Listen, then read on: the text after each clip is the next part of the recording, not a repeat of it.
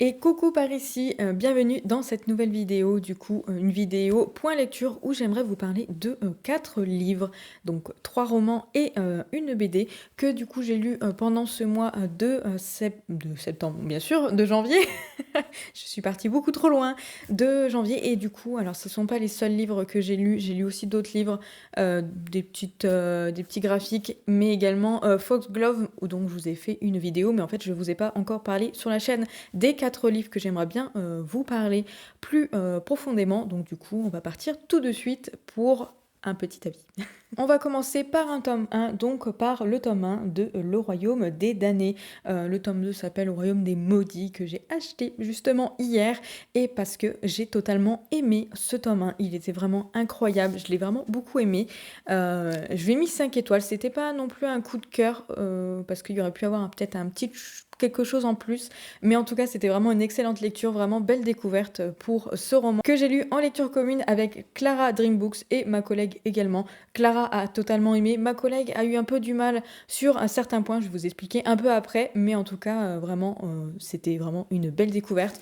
On est on est dans notre monde actuel où on se retrouve en Sicile avec Emilia et sa sœur jumelle Vittoria qui sont des sorcières. Voilà, tout simplement. Dans notre monde à nous, il existe également les créatures de la nuit, donc tout ce qui est sorcières, vampires, démons. Et il y a quelques petites précisions au niveau des démons parce que nous avons aussi des princes des damnés, donc les princes des démons, qui ont à voir avec les 7 péchés capitaux, donc colère, luxure, envie, gourmandise, tout tralala. Alors gourmandise, je sais pas trop exactement, mais en tout cas, c'est indiqué en fait dans la version reliée. Nous avons hop une petite carte comme ça où il nous présente du coup voilà les portes de l'enfer, donc avec la maison de luxure, orgueil, paresse. Nous avons envie, cupidité, gourmandise, si et colère. Donc du coup voilà vraiment les 7 péchés capitaux.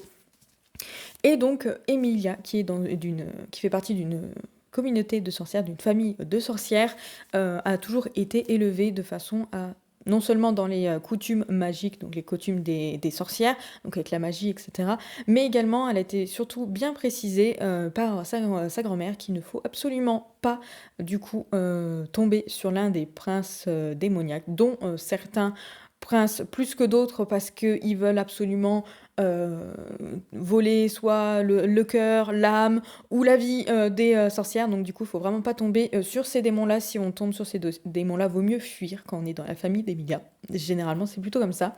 Et en fait, l'histoire commence par le meurtre de sa sœur jumelle. Un meurtre assez très violent, vraiment très très violent. Et en fait, on va suivre Emilia qui, elle, du coup, va vouloir venger sa sœur, découvrir qui est le meurtrier parce que elle est pas, en fait, sa sœur n'est pas la seule à avoir justement succombé face à ce meurtrier. Donc elle a vraiment envie de se venger. Elle sait que l'assassin, de toute façon, se promène dans les rues comme si de rien n'était. Donc elle veut vraiment, du coup, la venger.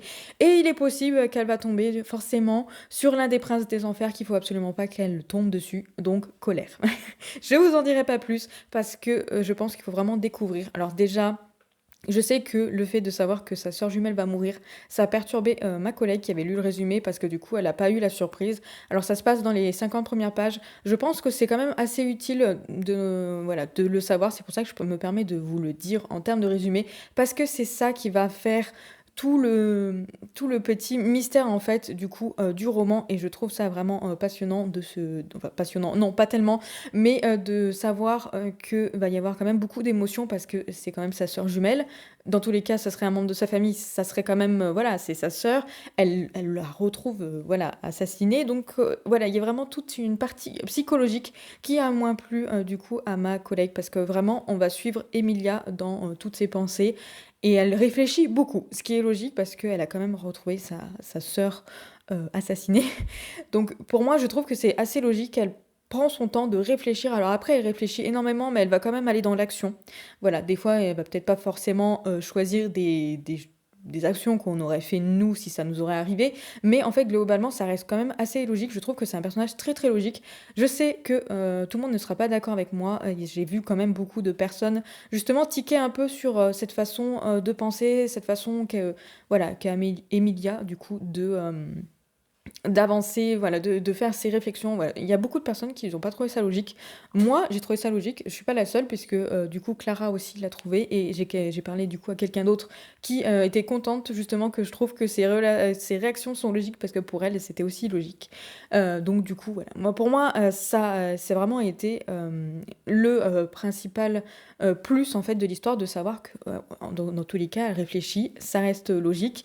C'est, très, page turner forcément, puisqu'on va du coup découvrir, Colère, après on va découvrir, plein de petites choses qui se passent dans ce monde, si avec beaucoup de créatures, fantastiques. Alors quand je dis créatures fantastiques, je dirais, voilà, plutôt dans ce qui est démons, vampires, voilà, vous voyez ce que je veux dire.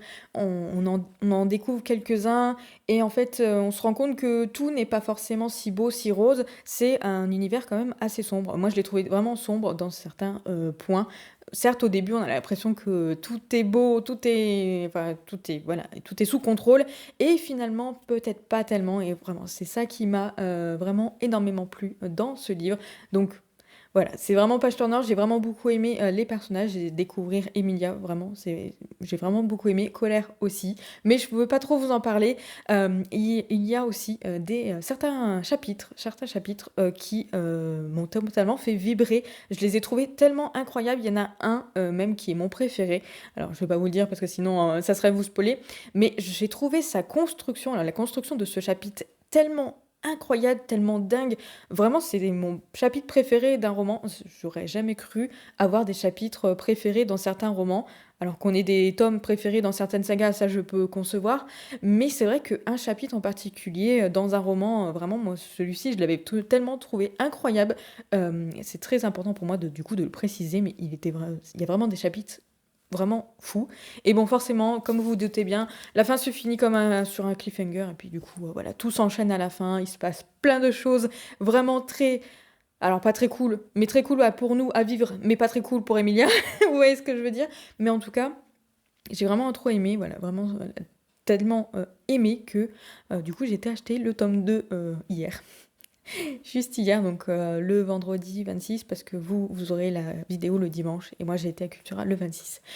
Et du coup, voilà, je l'ai acheté directement. On va le lire en février avec Clara. Voilà, ma collègue, je pense pas, parce qu'elle n'avait pas l'air d'avoir trop aimé, donc je pense qu'elle va peut-être abandonner la saga, mais nous, on va lire le tome 2, parce que le tome 3 sort en mars, de Saxus l'a annoncé, donc en fait, ça signifie qu'on va pouvoir clôturer une trilogie, parce que c'est une trilogie, il me semble. Non, oui, c'est une trilogie, donc du coup, on va pouvoir clôturer une trilogie dans juste les 3 premiers mois de l'année, et ça, franchement, c'est super cool. Et moi, j'ai trop aimé. C'est peut-être plutôt une ambiance automnale, mais vous voyez, moi, en décembre, je l'ai lu. Enfin, en janvier, je l'ai lu. Je me perds avec les mois. Mais en tout cas, vraiment, je l'ai trouvé super pépite. On va passer rapidement sur le deuxième roman que j'ai envie de vous présenter. Il s'agit de Forgery of Roses de Jessica S. Olsen. Je vous mets ici la couverture parce que du coup, c'est ma très chère Pickwick qui me l'a prêté du coup pour que je puisse le découvrir avec ma collègue. Donc toujours une lecture commune, mais voilà, je lui ai rendu hier vu que je l'ai vu à notre petite sortie Cultura, donc du coup j'ai pu le livre en main. Donc je vais essayer de me concentrer et de vous faire un petit résumé rapidement en termes, enfin vraiment très très très rapide parce que on est dans un univers de fantasy en fait, où on va suivre une jeune fille qui s'appelle Mira, qui a le don, de donner vie à ses créations en termes de peinture. J'ai l'impression de me perdre déjà. Donc en gros, en fait, elle va dessiner un sujet et par exemple, si le sujet a été blessé, par exemple, voilà, il a un bleu sur la pommette, elle va, elle, effacer sur sa peinture le bleu et elle va laisser faire sa magie de façon à ce que, du coup, elle soigne les personnes en réalité. Voilà, vous voyez ce que je veux dire? Elle superpose ce qu'elle peint avec la réalité du coup des choses. Et alors c'est un don très très précieux, mais c'est surtout un don pas très bien vu et pas très bien accepté dans le monde dans lequel elle vit, donc elle fait en sorte de le cacher. Et donc par mégarde, elle va dévoiler du coup son don à la femme du gouverneur, le gouverneur qui lui voudrait bien en fait détruire toutes les personnes qui ont ce don-là, parce qu'il trouve que c'est plutôt une hérésie, et puis oui, voilà. Et elle va être amenée du coup à être embauchée par cette femme-là pour rendre la vie à son fils. tout simplement. J'ai beaucoup aimé, ce roman, du coup, je lui ai mis, 4 étoiles et demie parce qu'en fait, les, 2-3 premiers chapitres, donc je crois que c'est les 50 premières pages, ne m'avaient pas totalement convaincue. Je savais pas trop au niveau de son don, ça me semblait un peu, farfelu, un peu confus par rapport à tout ce qu'elle nous dévoilait, en fait, dans le début du roman. Donc c'est vrai que j'étais là en mode: «Oui, bon, je sais pas trop». Et après, en fait, ça s'est lancé. Il y a quand même beaucoup de petites choses très, très sympathiques dans ce livre.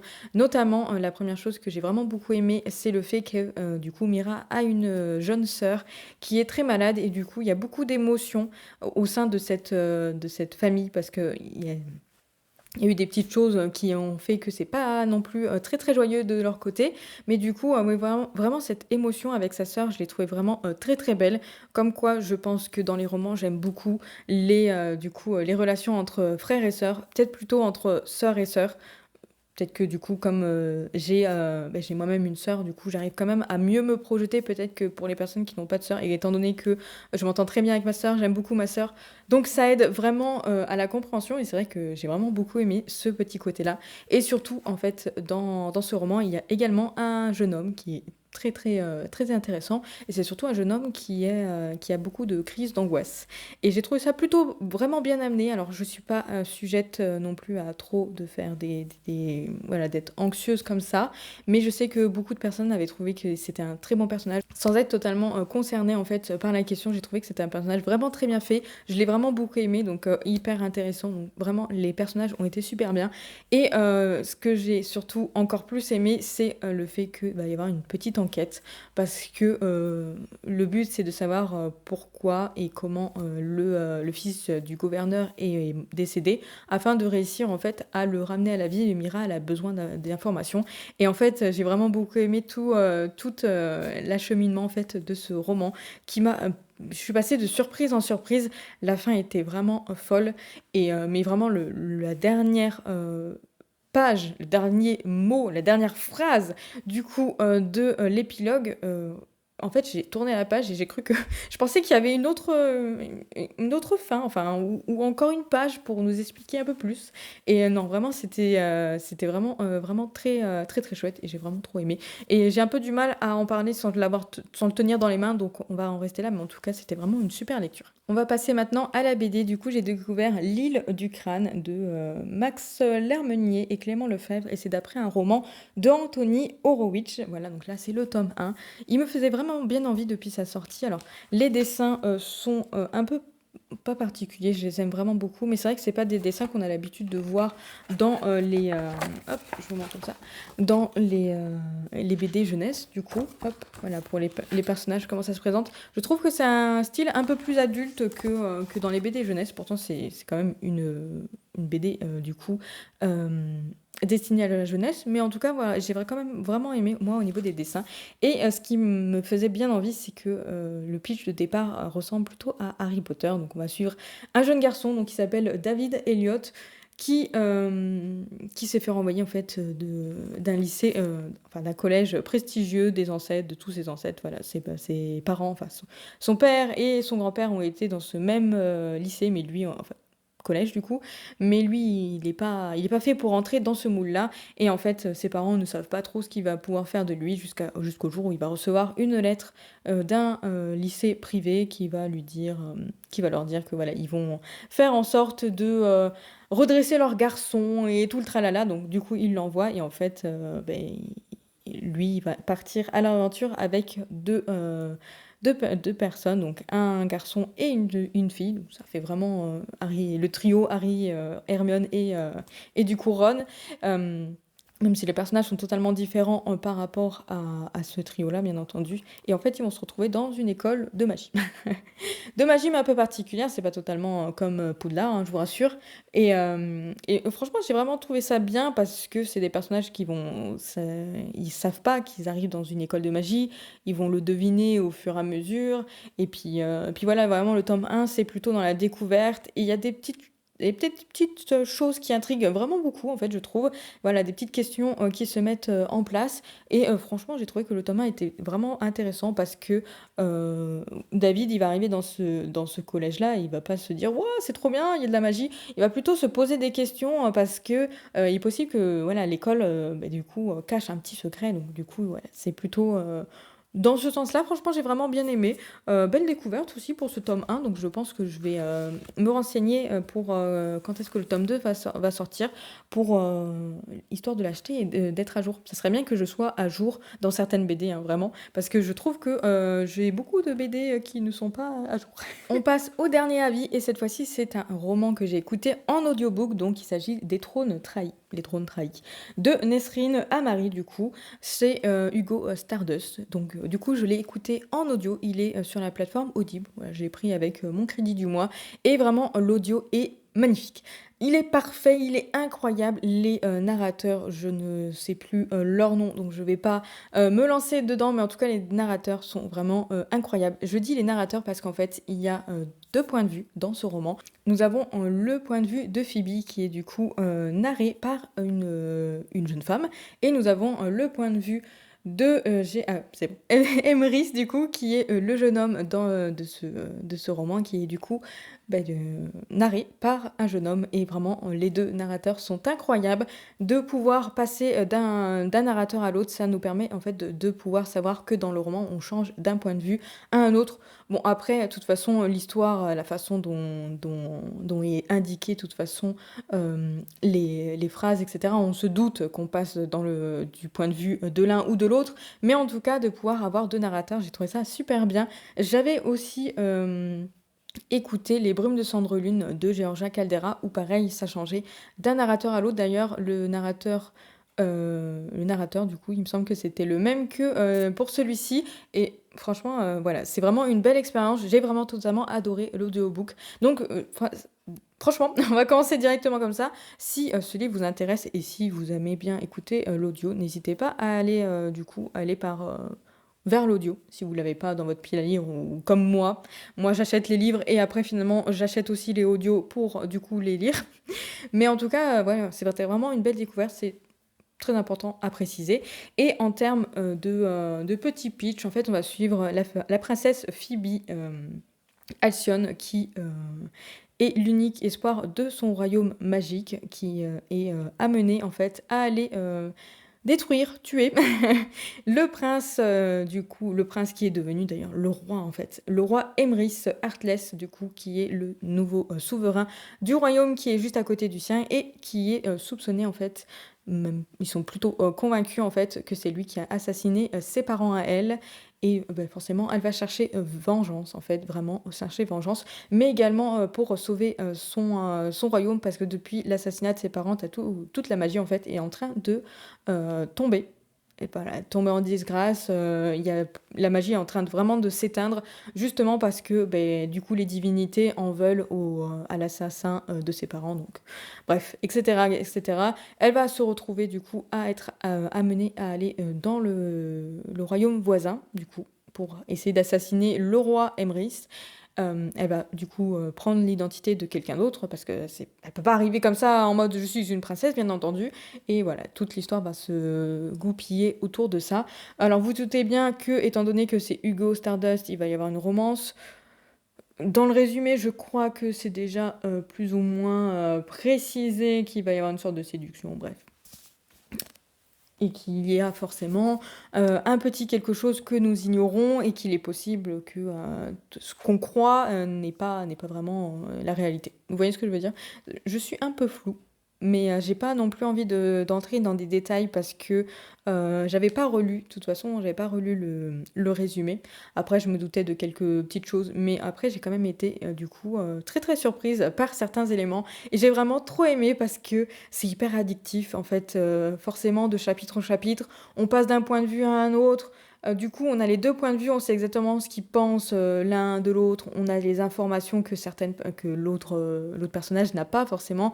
On a des informations que Emrys nous donne qu'on n'a pas auprès de Phoebe et en fait, du coup, il y a des petits quiproquos qui se créent comme ça et vraiment j'ai trouvé ça super bien. Surtout qu'on est, dans de tout ce que j'aime bien en fait, de la royauté, il y a des complots, il y a des trahisons, il y a de la romance qui est, très, très bien fait et qui est, slow burn parce que franchement c'est pas non enfin vraiment, clairement c'est du slow burn, c'est pas, hyper bien développé, enfin voilà, c'est pas effusion de romance et j'ai trouvé ça super bien parce qu'en fait, les personnages se construisent au fur et à mesure, il y a pas de coup de foudre et ça, je trouve ça plutôt cool parce que vraiment les coups de foudre, des fois, il y en a marre dans les romans et là, en fait, ça se crée au fur et à mesure et alors on le voit venir parce que ça nous paraît logique en fait vu qu'on est dans un roman comme ça.